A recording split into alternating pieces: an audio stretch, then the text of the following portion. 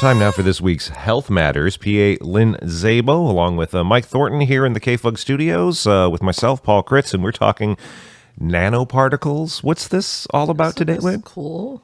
So a couple of weeks ago, Mike said that he'd like to learn a little bit more about the vaccine the Army is making, which is usually my nudge to spend time looking at it. And I'm glad it did. You got the hint, huh? Yeah, there you go. So it's called officially the SARS-CoV-2 spike ferritin nanoparticle vaccine. But $700 a dose. That sounds very DARPA. Right. It hits a lot of conspiracy theory points, but not in real life. Okay, so there's a lot of potential vaccines of this type. I didn't realize that.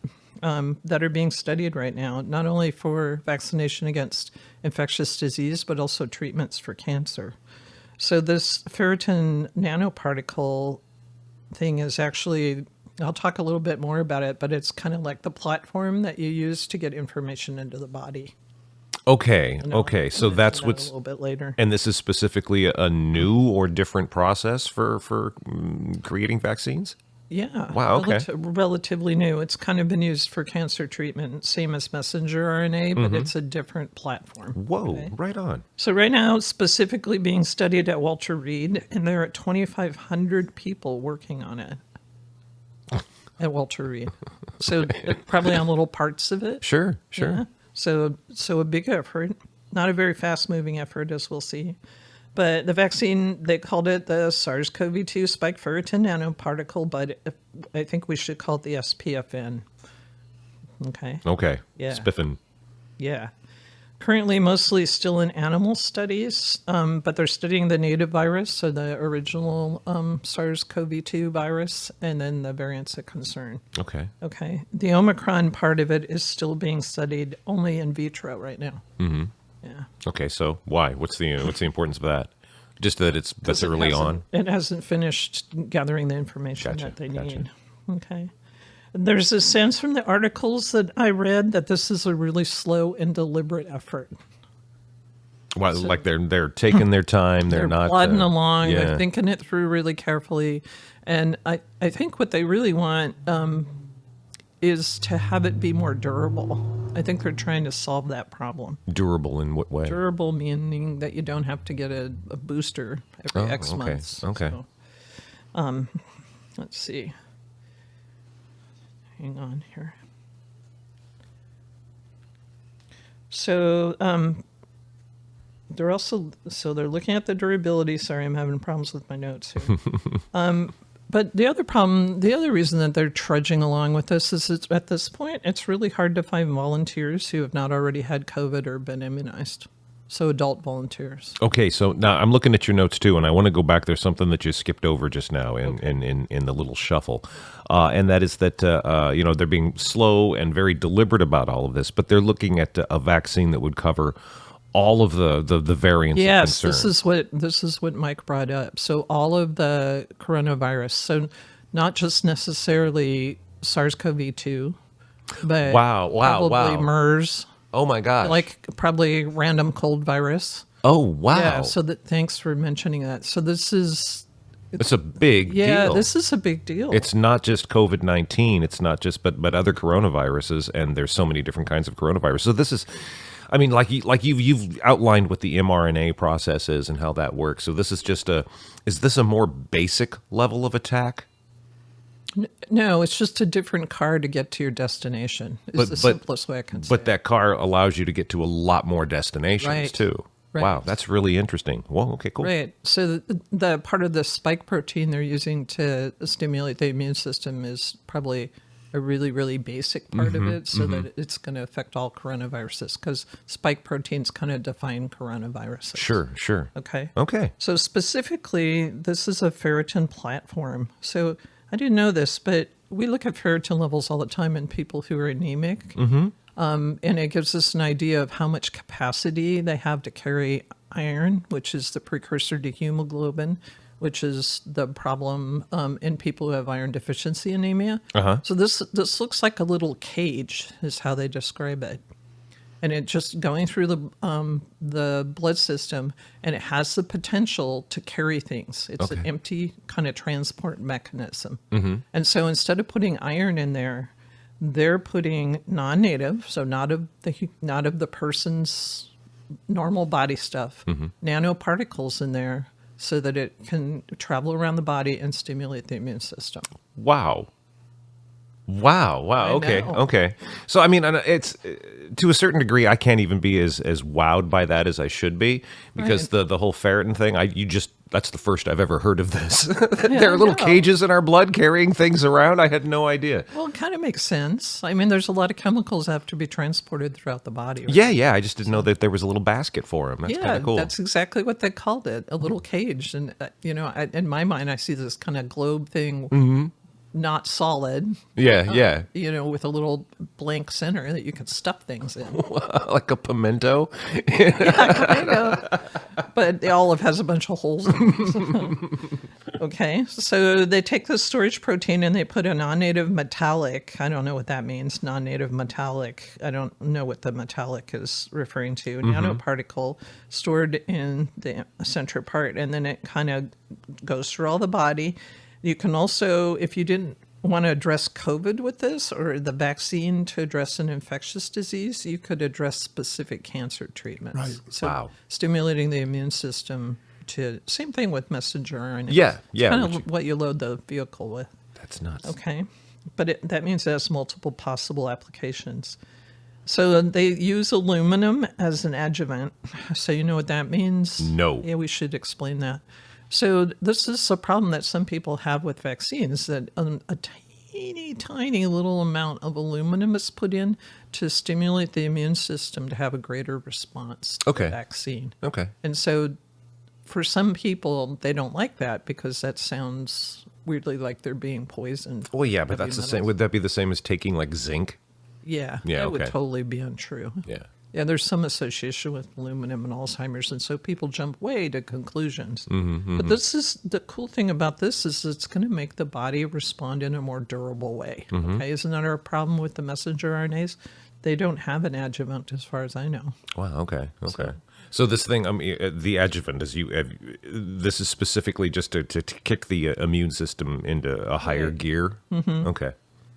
There is no information right now for possible side effects, anything about dosing or anything about effectiveness, right? Because it's mostly in animals and it's just starting stage 3 in humans.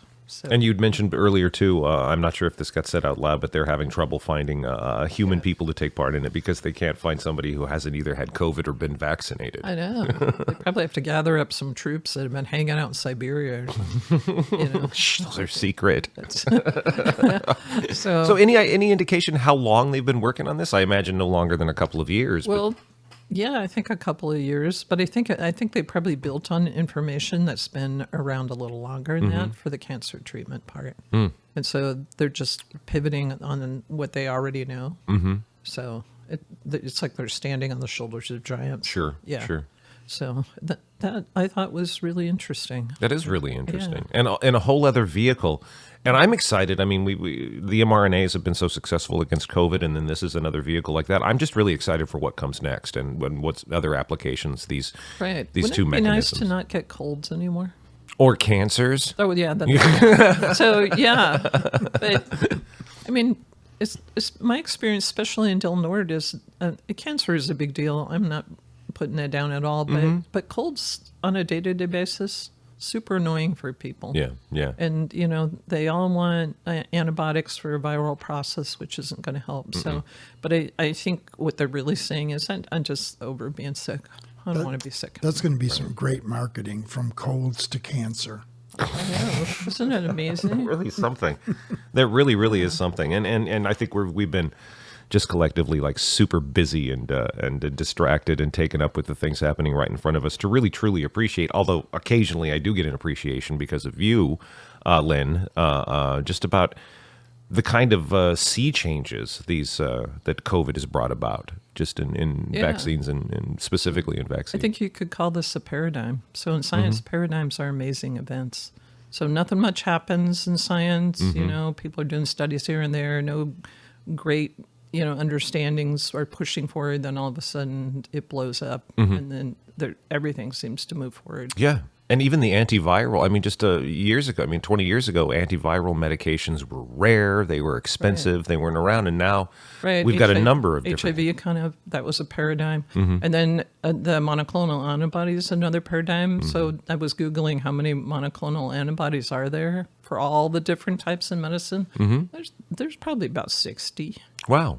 For all kinds of different autoimmune disorders or, treating infectious disease, probably cancer treatments. So that's kind of blown up too. I don't think COVID had much to do with that. Yeah. I think it just happened to be a happy coincidence that they found a way to use those for COVID.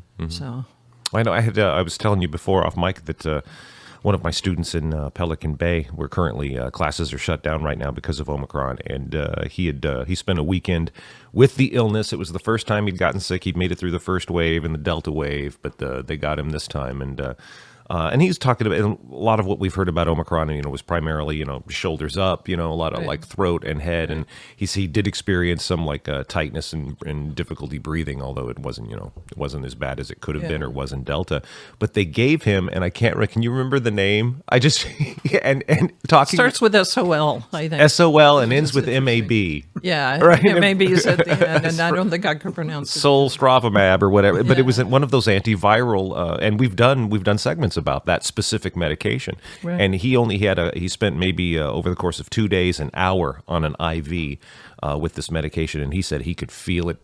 His words were flushing that S out. He could feel just getting better right away. I have heard people say that. That's really promising. I have heard people say that they feel like it saved their lives. Yeah.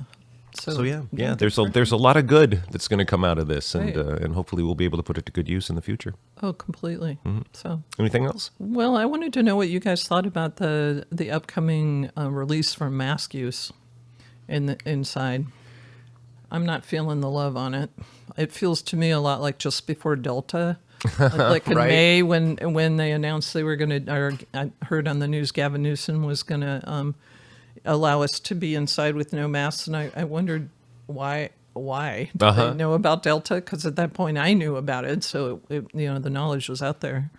I think it's a big mistake. I'm gonna keep wearing my mask. Yeah, I will as well. I was up in went up to Brookings and went to lunch day before yesterday with my folks, and the servers were all wearing masks, and that was nice, but nobody else was. Nobody, but I've got to keep doing it, I think. Yeah.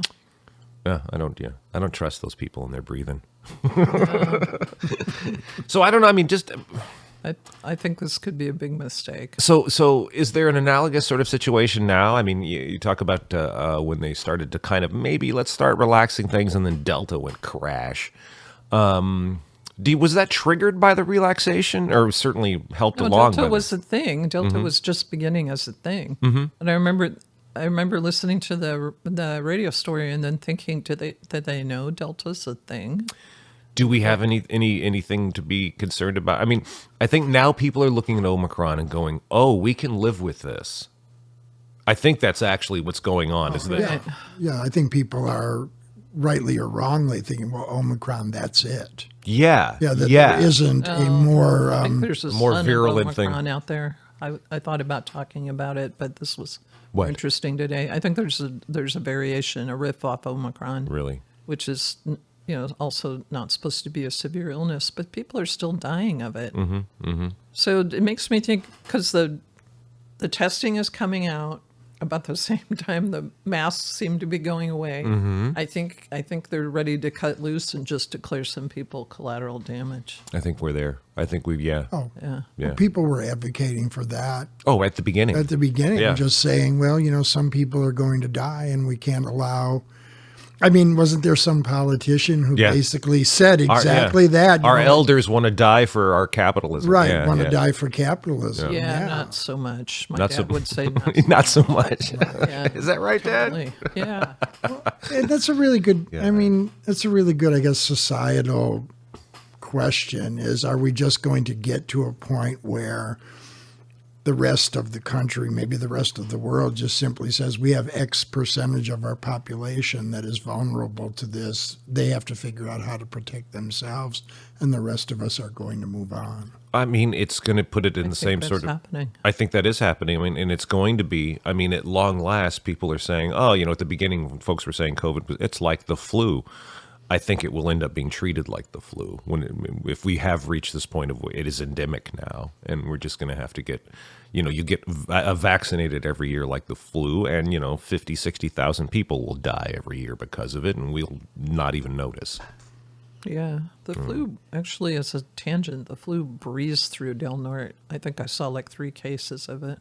Yeah, because we're all wearing masks. This is what, if only for that. I mean, it's yeah. I have no idea what sort of fatalities or how strong. No, there's way more strep throat. Really, Yeah, really, way more strep throat in the teenage population. Any idea why? Because, I don't think that they're masking appropriately. They don't take it as seriously. But I did see some strep rona, which was kind of interesting. What's that? Strep rona, somebody with a positive strep and a positive corona test. Yeah. Ow. Strep rona. Wow. Yeah, what I think that is somebody who really had the coronavirus and then happened to be a strep carrier. Oh, wow. And that triggered and we it? just accidentally picked it up because, the tests are really sensitive. I'll be darned. I know it's asking for a lot, but since this new vaccine is being produced fairly publicly by the military, if and when it's actually completed, I mean, that's pretty direct public ownership of it, and not getting shuffled off, hopefully, into the hands of for-profit making pharmaceutical companies. Yeah, that's a really interesting point. Yeah, that is. I wonder how that'll play out. Like, yeah. They're really bragging on that on the online news sources from the armed services. That it's front and center lately. Right, and a very potentially very potent mechanism for treating illness that would be really publicly owned for a change. That would be nice. Wow. I actually have no trouble with my tax dollars going to pay for Right? that. Yeah, no. Oh, I don't either. Right. Yeah. I don't need another super carrier, but yeah, I'll take a super Could that be vaccine. another Sure. step toward universal health care? Right? Again, because this is like it's the government creating something. Actually, I think the first step in that might be just taking down big pharma, and this could be What's really going kind to of seeing that. Wow. Oh, I'm sorry. What's really going to be great is like here we have the new super U.S. military vaccine, right? Mm-hmm. And all of these people who were going absolutely ape dump about experimental this. I don't know what's in it. You know what I mean? And they're all going to be lining up, saluting and waving their flags, going, "Shoot me up, Uncle Sam." Oh man. Yeah, there's a certain little bit of that in the antibodies after they get sick. Right. Yeah, because those are kind of experimental. But Well, anyway, you want what you want when you want it, I guess. that's true. Yeah. And I know you've said this before. I mean, there's how many things in daily life do we consume that we really don't know what's in it? Oh God, yeah. I mean, almost everything, basically. Oh, totally. Yeah. Wow. Try not to think about it. Well, and one thing that certainly talking with you, Lynn, and doing these health matter segments, it does help me focus on the positive things. Like these sorts of Right. strides forward. Right. That But maybe this is one. This is amazing. This is a paradigm. Yeah, and there's so many things just around all the time that convinces me on the daily that society's falling apart, and this has the opposite effect. Look, we can pull together and achieve really remarkable things that will better the quality of life for all of us, hopefully. You know what would be really interesting is, okay, let's say the Army perfects this, and it's really, really amazing. Are they going to share it with China? Are they going to share it with Russia? Take that, Sputnik. Yeah, because really Sinovac and Sputnik are kind of But they came out really fast. Yeah. But they're not, super effective. And meanwhile, we've got the Manhattan Project back here for vaccinations. That's fantastic. Wow. And then what we really find out is that, a half a dozen like bamboo roof huts in Cuba did the same thing. Right. But yeah. Absolutely. There are other nanoparticle vaccines, ferritin platform nanoparticle carrying vaccines that are being made. There's like 160 last I kind of looked. Wow. Not of that particular type, but of vaccines in general. I would say maybe 40 or 50 of this platform. But this one seems to have the resources behind it. Right. Yeah. How many people working on it again? 2,500. That's great. If That's there's fantastic. any entity in the world that has all the money it could possibly want, it's the U.S. military. What other problems could we give to the military to let them sort out just because they've got the resources and we don't have to argue over? Clean up the environment. That would be Let's good. do that. Well, yeah. Well, considering they're actually one of the big polluters. major, right? if not the biggest. Just stop doing Just that. stop. Wow. All right. Lynn Szabo, thank you so very much. Anything else we need to get into this week's Health Matters? I don't know if it's okay to say this, but Dr. Parker, I understand, is going to be one of your guests. Uh-huh. Yeah, it hasn't really come together yet. Well, no, because I've received texts from you, Okay. and then I've been Oh, and busy that's doing it? other things. Oh, yeah, okay. I haven't reached out to her at all. But that's exciting. Okay. I would be interested in hearing that. Okay. I'm not going to be here next week, so. I know, and I kind of want to. I was sort of. I'd like you to be a part of that, just if only because you would know what sorts of. It would be one healthcare professional talking to another healthcare professional. I don't think you would get like wrapped up in some sort of like code. Yeah, exactly. Like we our wouldn't be. lingo. I think you'd know more of like what to ask, but I don't know. I can take it on. I can do that. I'm only going to be in Humboldt. Okay, you made it sound like you were going to traveling to the end of the earth. taking the train to Singapore, like we want to do. Hanging out in Blue Lake for the weekend. Hanging out in Blue Lake. That sounds nice, actually. That's good. That's probably as a step up from shaved monkey questions pediatrician. Right? Yes, so you could bring me in on the phone, and so that would be cool. Okay. All right. Well, I'll put that together, I guess. Okay. Thank you, and thanks for setting that up. That's fantastic. Yeah, the only pediatrician I know of who's regularly in Del Norte County. Wow. In practice and accessible to the kids here. There'll be a lot to talk about. Yes, she's busy, I bet. Okay. All right. Okay, thanks. So hopefully that'll be next week's Health Matters. We'll see.